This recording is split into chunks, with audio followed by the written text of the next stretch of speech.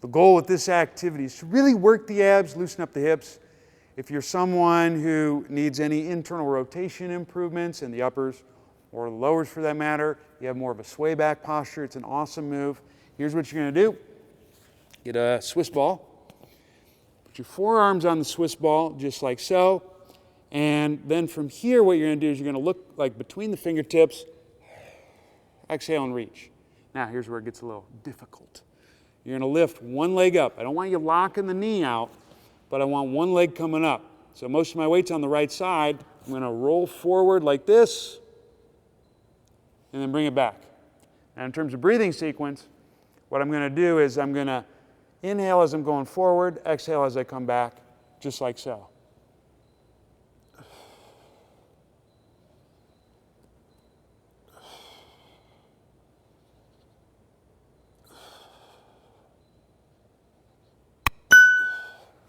And that's how it's done. Give it a shot.